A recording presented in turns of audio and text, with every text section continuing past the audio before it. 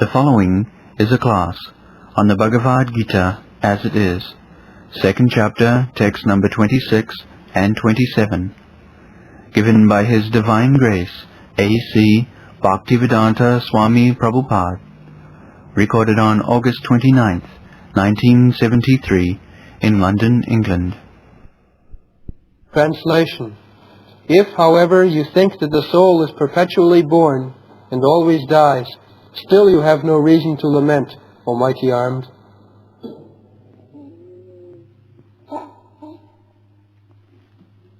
Uthaschainam nityajatam nityam vamanasi mritam tathapitam mahabaho nainam suchitam arhat. So Krishna is putting forward the modern scientific view.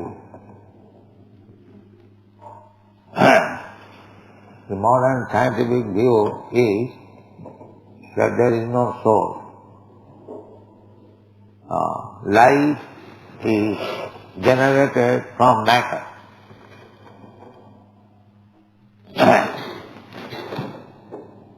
By combination of material elements, just like chemical combination, you mix acid and soda, alkali and acid, there will be some reaction, effervescence, movement. Similarly, the Buddhist philosophy, mostly, they do not believe in the existence of the soul. The Buddhist philosopher thinks that the combination of matter makes a living symptom. Their ultimate goal is nirvana. Nirvana means stop this combination.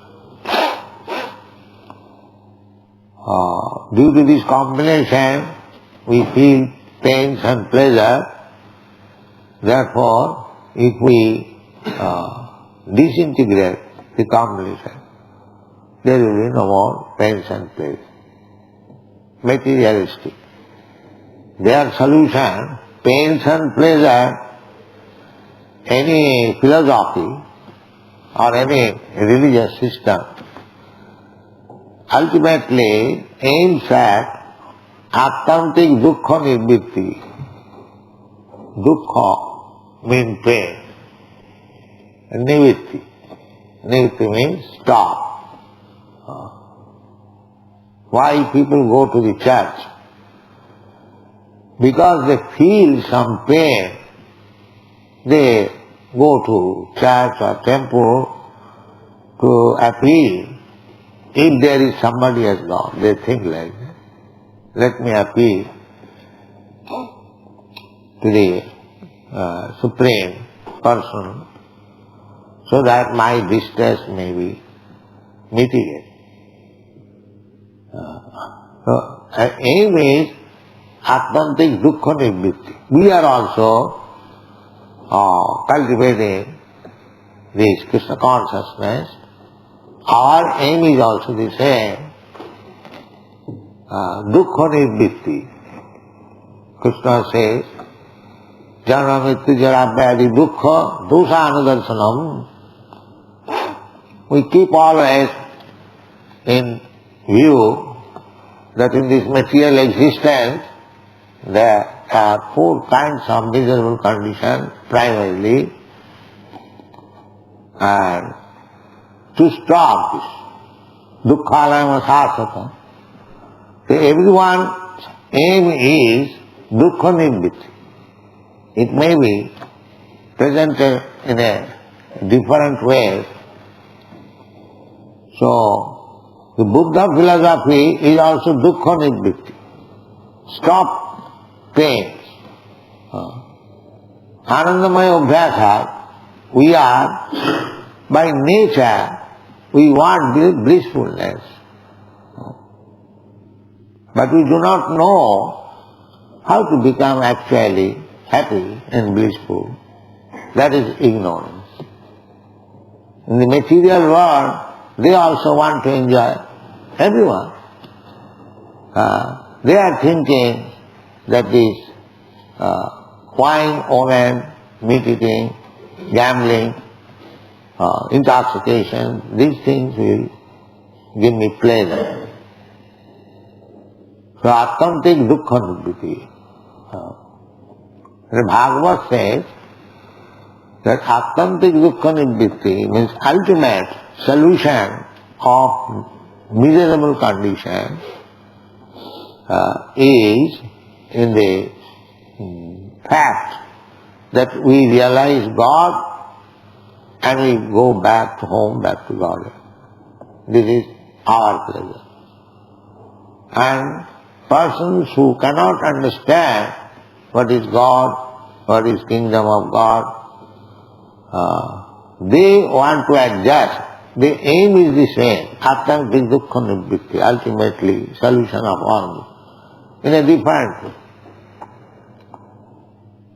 So, Krishna says, putting forward the Buddha philosophy, which was formerly known as Lokai Tikas and Vaibhasikas, the two kinds of philosophers. They did not believe. Mostly the materialistic philosophers, they have no understanding of the soul, therefore they have different kinds of theories which we do not accept. Krishna says that if you are not Sanatanists or followers of the Vedic principle, if you think that your principle and views are different, that by combination of matter, this existence coming, atha chainam nityajatam. Nitya means by combination of just like so many things are taking place by interaction of different material elements. Similarly, if you don't believe in this existence of the soul, if you think that there is no soul, the life is the result of combination of matter, nityajatam, and when this combination of matter is somehow or other dismantled, then there is no more soul. It is finished. It began at a point by combination of matter and it ends in a point by disintegration of matter. If you think like that, then also tathapi tang mahabhaho. Krishna is criticizing Arjuna, mahabhaho. Actually his mahabhaho means mighty arm. One who has got very strong, mighty arm. Who can fight very strongly. Then also, why should you give up your fighting spirit? Why should you lament for combination of chemicals and material elements? Suppose this house is a combination of material elements. So, somehow or other, if it is dismantled, who laments for it? No sane man will lament. Similarly, if you have no idea of the existence of soul, then also you do not require to lament. Tathapitang mahabhava nainam suchitam arhasi.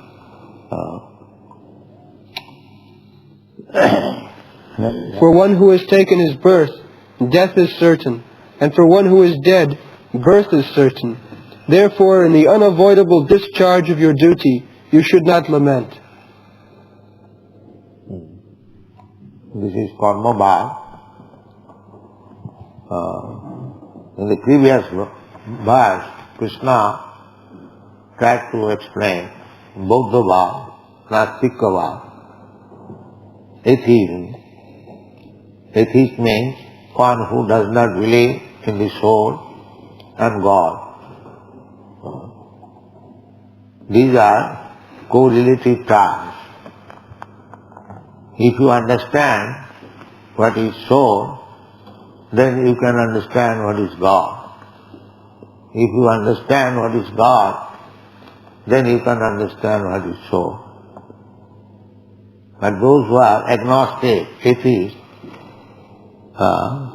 they neither believe in God nor in the soul.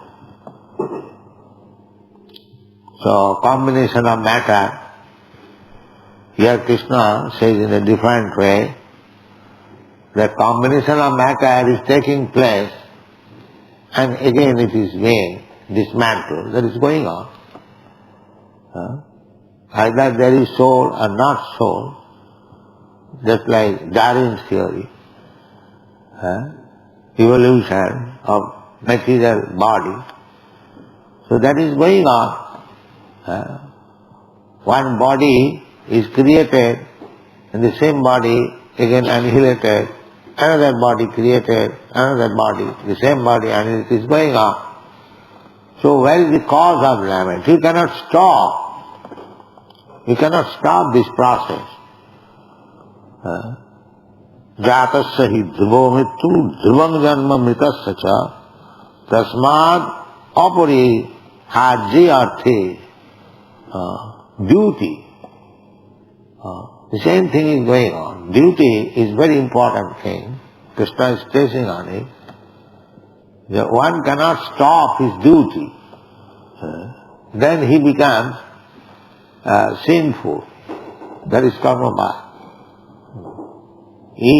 Just like so many people, they argue that if we discharge our duties nicely,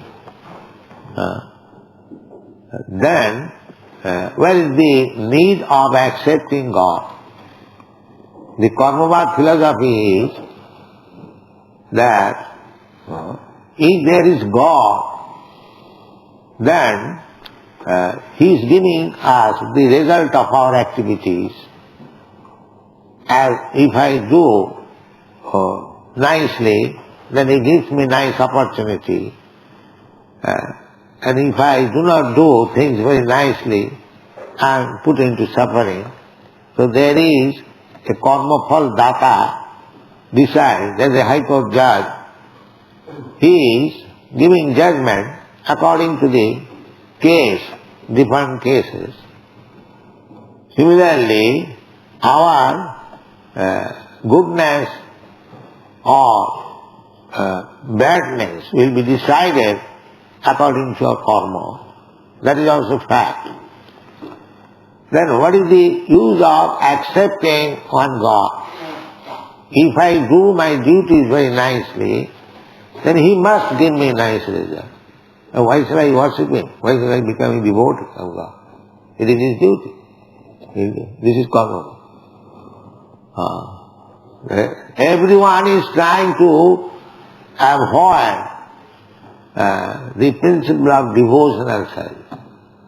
It is only we, the Krishna conscious person, we are advocating the philosophy of Bhagavad Gita, Manmana bhavad bhakta madhyadi man namaskuru.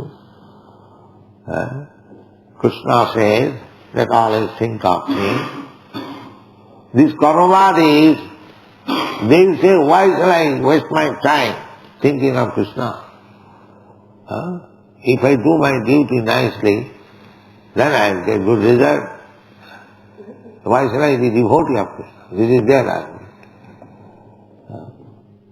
One Arya Samadhi postmaster, long ago, not very long ago, 1956, in Delhi at that time, I was publishing this Back to Godhead.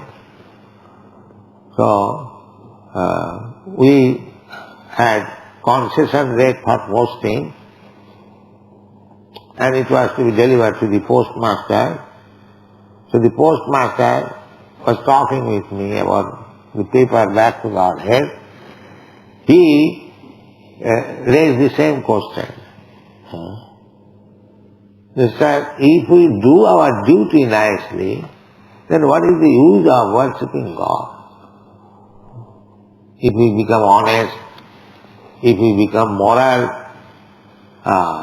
if we do not do anything which is harmful to anyone, in this way, if we act, then where is the, because our paper's name is back to Godhead. So, he was indirectly protesting, okay, what is the use of propagating this philosophy of Godhead if we act nice? The Arya Samaj's view, they are called, what is it called? You forget now. Moralist, the technical name there is. Anyway, this is their point of view. How to avoid God? So I reply that if one is not God conscious, he cannot be moralist, he cannot be truthful, he cannot be honest. This is our point of view. You study the whole world only on these 3 points: morality, honest, and dutiful. So many nice things are there. But if he is not God conscious, he cannot continue such things. He must fail. Even there are so many instances, even amongst the devotees, because this material world is made so that you cannot continue this principle perpetually. That is explained in the Bhagavad Gita, you will find. Because the 3 modes of material nature is working, even if you are on the platform of goodness, the other modes of material nature will try to attack you. And your goodness, morality, honesty, this thing will be polluted by the onslaught of the other 2 inferior modes of nature. Therefore sometimes we find that a very nice man committing some sinful activities. So the decision of the Srimad Bhagavatam is that harava bhaktasya kuto mahad guna. Mahad guna, we can find it easily, just like we say that no illicit sex, no meat eating. We consider this is sinful. But there are other big leaders, politicians, philosophers, even religious priests, they do not think that this is immoral or this is sinful. Meat eating is sinful. Wow, what is the sin there? Illicit sex, what is wrong there? Intoxication, what is wrong there? They do not find any immorality. So this standard of morality, there cannot be fixed up if one is not God conscious. There cannot. Standard of morality, standard of goodness, cannot. That is the decision of this Srimad Bhagavatam. Rama bhaktasya kuto mahadguna. Lack of Krishna consciousness. They think that animal has no soul. they do not accept this morality that animal cannot be killed. It is sinful, it is immoral. They have created their own theory. So without being standardized by Krishna consciousness or God consciousness, you cannot find the standard platform of morality, honesty. These things you cannot find. This is not possible. Therefore, the verdict of the Srimad Bhagavatam is Parava bhaktasya kuto mahodaguna. Just like if you do not follow a standard law, how you can fix up this is morality or this is honesty or dishonesty? There must be standard law. And who can give you the law unless he is the greatest authority?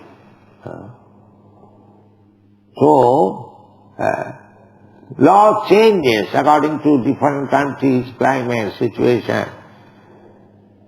So man-made law cannot give you standard morality, honesty. It is not possible. There's one will think this is morality, another will think, no, this is not morality. Same thing. Keep to the left, keep to the right. Somebody says keep to the left is right.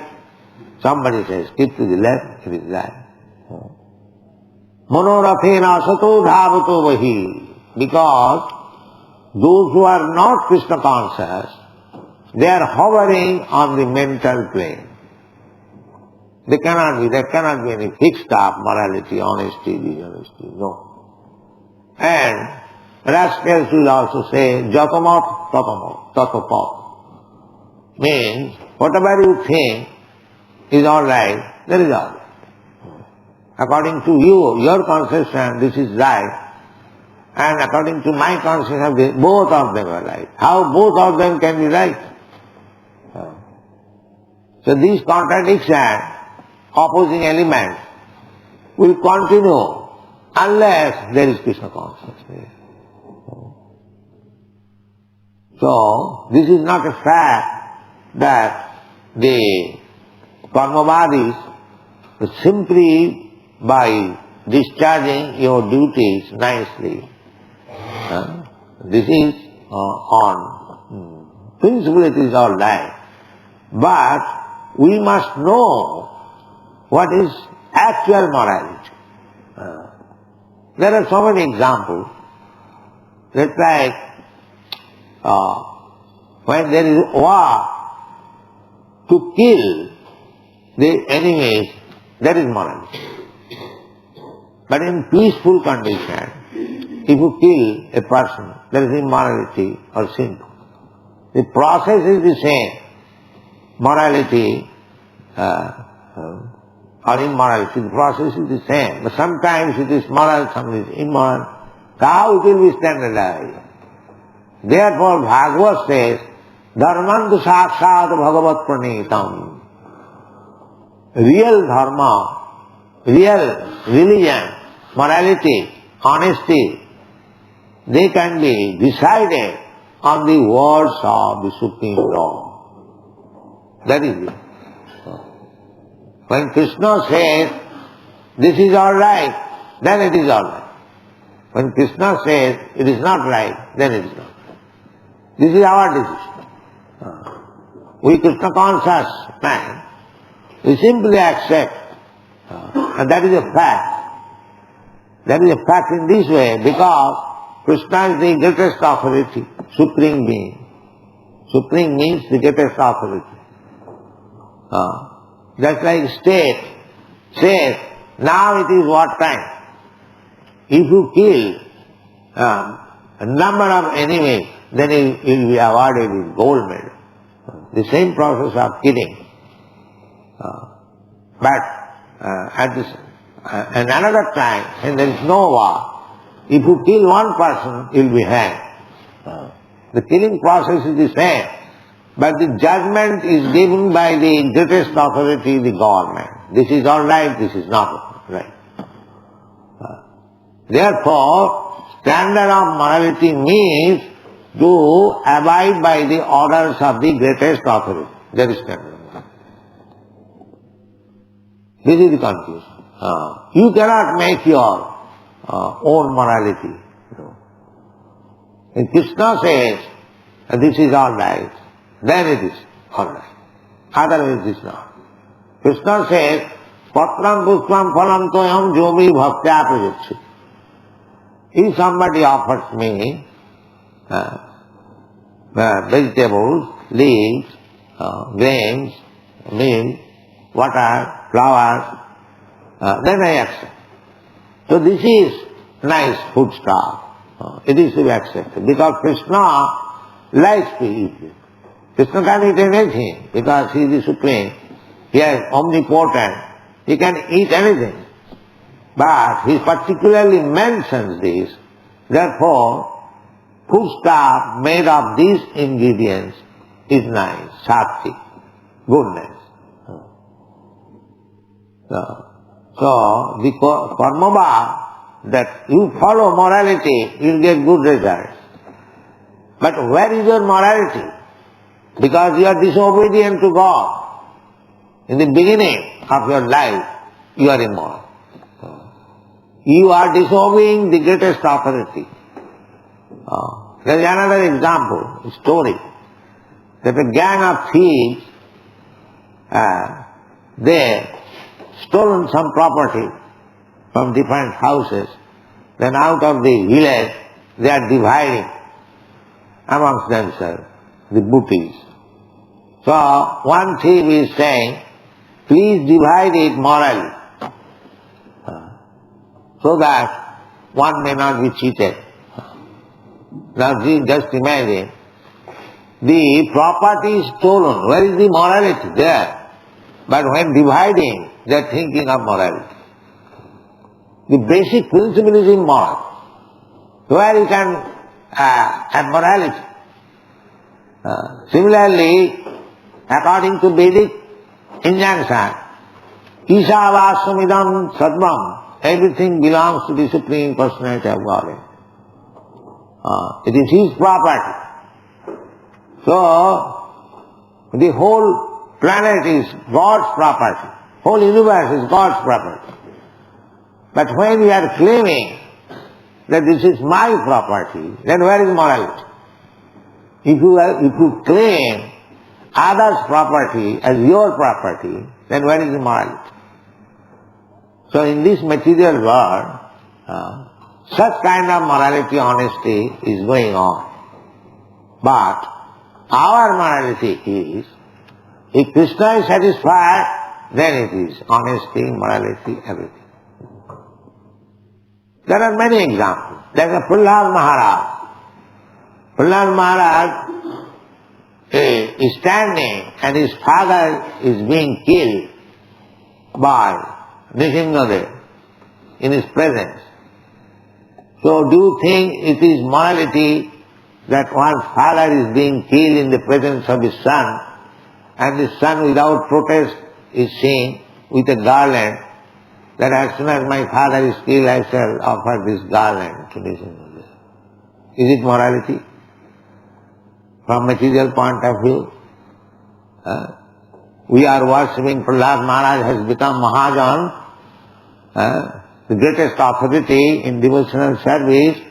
But if we study his morality, that he did not protest the killing of his father, rather he was waiting with a garland, that as soon as the killing business is finished, I will reward you. Where is material morality? There is no morality. The gopis, they are young girls, wife of somebody, sister of somebody, daughter of somebody. But when Krishna was playing on his flute at dead of night, they gave up all their engagement and began to run where Krishna is present. So, from Vedic standard of view, this is immorality. They are going to another young boy and living family, even somebody, some of the gopis they left their sons also, went to Krishna. From material point of view, this is immoral. So you will find in such a way that what is from material point of view immoral, it is the most magnificent morality in relationship with Krishna. And similarly, from material point of view, what is moral, that is most, abominable from the point of view. Just like Yudhishthira Maharaj. Yudhishthira Maharaj became very moral. Krishna advised him, just go and tell Dronacharya that your son is dead. Although his son was not dead. Because Dronacharya will not die unless he hears the news of the death of his son, he will not die. So he will not believe anymore. But Yudhishthira Maharaj is famous, very moral. So Krishna asked him that you go, otherwise he will not believe anyone. So Yudhishthira Maharaj hesitated. How can I say lies? So for this, he had to see health. It became immoral. Man nimitte kritam papam punna eva kalpata. So our standard of morality and immorality is to see whether Krishna is satisfied. If Krishna is satisfied, then it is morality. If Krishna is dissatisfied, then it is moral. And Krishna is representative also. Therefore it is said, Jasya prasadāda bhagavad prasāda. Jasya prasadāda nagati vitu. Our morality is to satisfy Krishna or his representative, Guru. Jasya prasāda. If he is satisfied, then it is moral. If he is not satisfied, then it is immoral. Nagati kutu. That is our morality. Thank you.